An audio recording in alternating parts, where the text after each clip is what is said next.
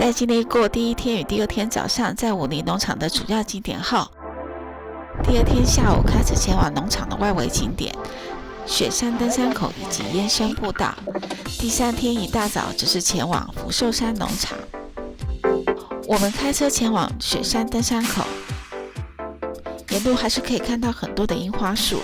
要去登山口的路上会先经过武陵农场露营区，不过因为道路狭小会车困难，所以采一进一出的方式进行交通管制。来这边露营的人还真多啊！哇塞，真的哎，现在满了吧？满得。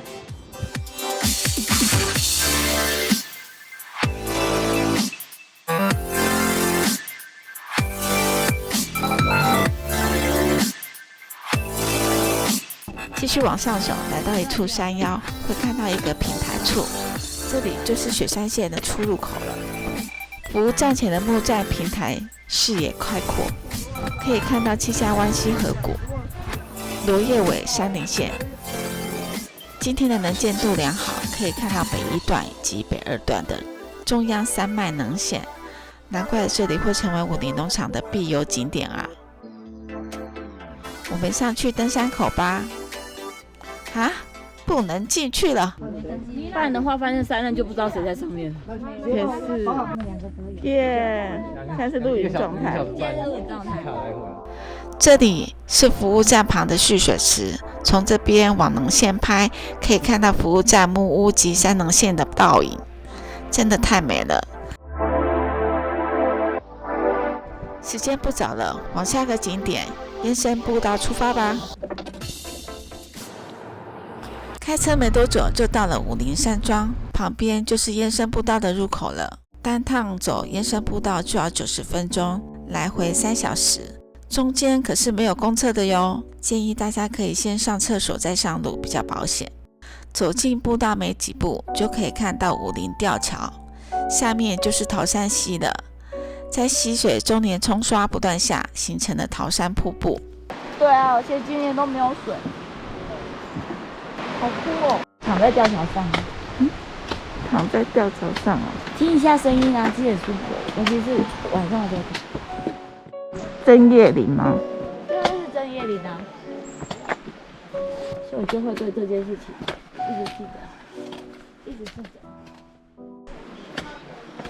你看你的右手边，这就是台湾山，摸起来手会刺刺的。它是那种凿状型的，然后你摸起来，哇，好刺哦，针刺状。叶松，叶松，它的那个松针啊，就是两根一束，有没有？它掉下来的话，这个就是2根一束，这叫叶松。步道上的两旁都是松木林，地上满满掉下来的叶子，让这里成为黄褐色与绿色的单纯世界。我们似乎太晚到了，眼看天色渐暗，看来今天应该是无法抵达瀑布了。不过既然已经来到这，就走多少算多少吧。太好看了，好看。哇，好看啊！真的。感觉只少4路。为什么这里又叫燕山步道呢？我想是因为很安静吧。走在这座茂密的森林里，就可以感受到浓浓的芬多精。既然已经不打算走完全程，那就找乐子自娱于人吧。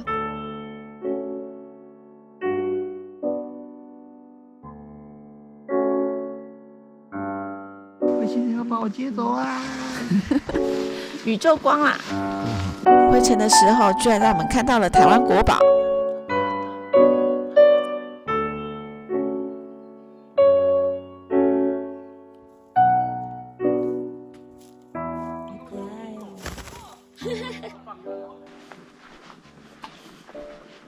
第3天一大早，我们就驱车前往福寿山农场。你去看一下吗？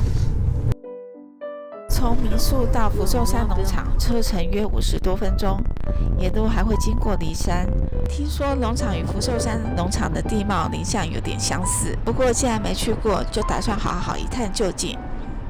这样说来似乎有些惭愧，好多地方都没去过呢。不过幸运的是，也因为台湾疫情控制得当，让我们可以在台湾到处探索。终于到了，我们先往农场的最高处天池迈进。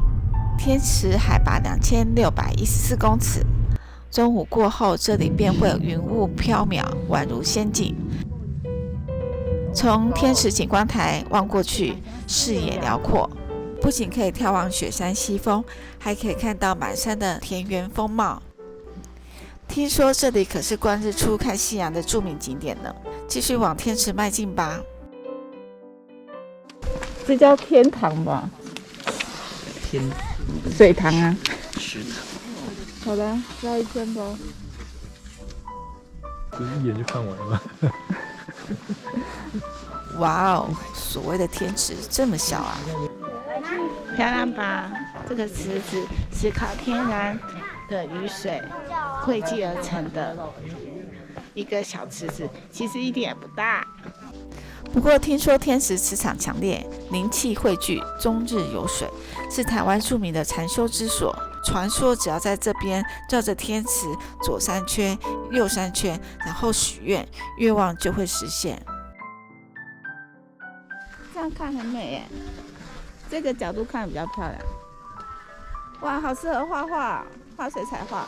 大家都绕着这个池子走，该不会就是为了许愿吧？姑且不论这传说是否属实，但绕着池子走，真的可以让人心灵平静不少。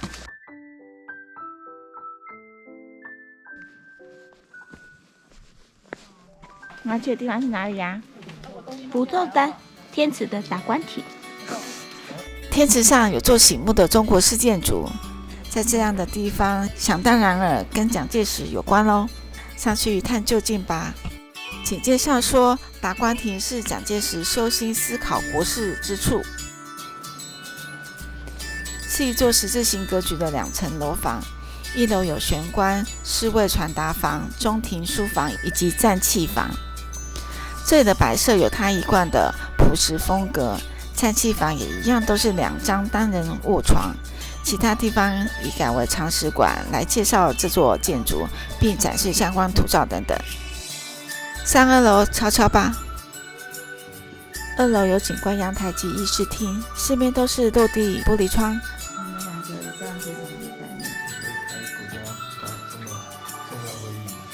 座椅在窗边随处错落，天候不佳时可以在室内漫步之用。所以可以在这边喝咖啡哦。都来到这了，不如感受一下以前当达官显要的滋味吧。时间还早，找个地方休息一下。要出来这边让我们亮相拍才能吃哦。你不能吃啦，你赶快自己去找果子吃。我就不好。离开了天池，我们前往鸳鸯湖。哇，他150岁了！农场办公室前的苹果王、梨王及桃王为场所的珍宝，被统称为福寿山3大王，是来这里必访的景点。这座苹果王可同时发现43种不同品种的苹果，除了展现农场精湛的农业技术外，让大家认识到苹果、梨子及桃子的差异。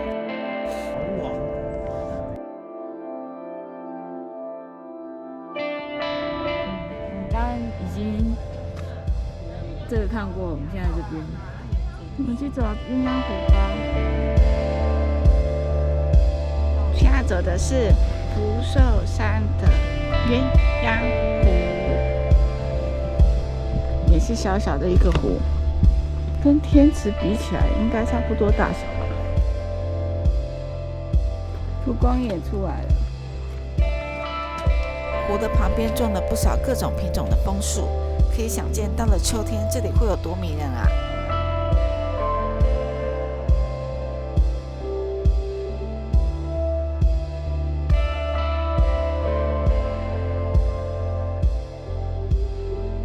我们往上绕，走到了一个步道，上面种了许多不同品种的樱花。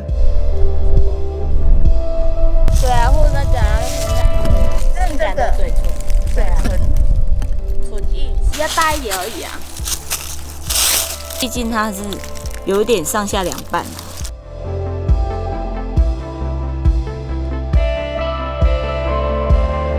再继续往前走，来到了华泰纪念园区。福寿山农场自民国62年起，奉命执行我国援助泰国的泰王山地计划，指派优秀的技术人员常驻泰北，进行农业的技术指导，长达40年，让原本荒烟漫长、人烟罕至的泰北山区摇身一变，成为农业发展的欣欣向荣之地。最后，我们来到的奇花异草馆，而且你会觉得它本身就叶子就很像一幅画。对啊，觉得好有趣。破印。最后参观了游客服务中心后，便结束了这一次3天2夜的赏樱之旅喽。今天的分享到此结束，我们要准备下山了，拜拜。